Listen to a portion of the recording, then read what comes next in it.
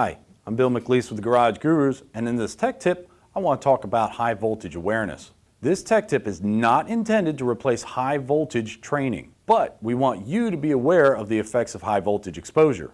With more and more hybrid and electric vehicles on the road today, we need to be cautious about high voltage. These vehicles have voltages that exceed over 200 volts AC. It only takes 30 volts AC at 100 milliamps to cause ventricular fibrillation. In other words, get your heart out of rhythm to the point where it cannot effectively pump blood. Shockingly, it only takes 6 to 24 milliamps to cause uncontrollable muscle contractions, all depending on the person. The longer a person stays in contact with the voltage, the worse the heat damage is going to be to their body. For example, I have some resistors set up on an electrical board.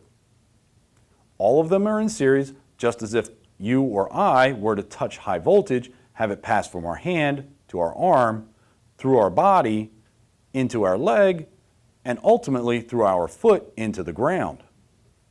If we apply 12 volts at 10 amps through the representation of a body and watch the resistor temperatures, you'll notice that the body having the highest resistance generates the highest amount of heat. This is where all of your vital organs are located.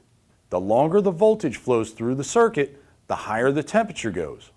The effects will be the same as a sunburn.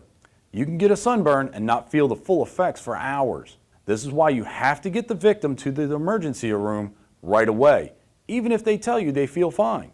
So what should you do if you encounter someone who is in contact with high voltage? Number 1, do not touch the person. You will end up getting shocked as well. Number 2, call 911, get help coming as soon as possible. Number 3, if possible, and at no risk to your own safety, try to remove the source of voltage. Number 4, once the person is safely away from the source of voltage, you will need to do one of two things. 1, if conscious, do not let the person persuade you to allow them to skip going to the hospital for treatment. 2, if unconscious, start CPR until help arrives or until the person begins to breathe on their own. Working on hybrid and electric vehicles is relatively safe as long as you use proper precautions, tools, and safety equipment. I'm Bill McAleese with the Garage Gurus, and thank you for watching.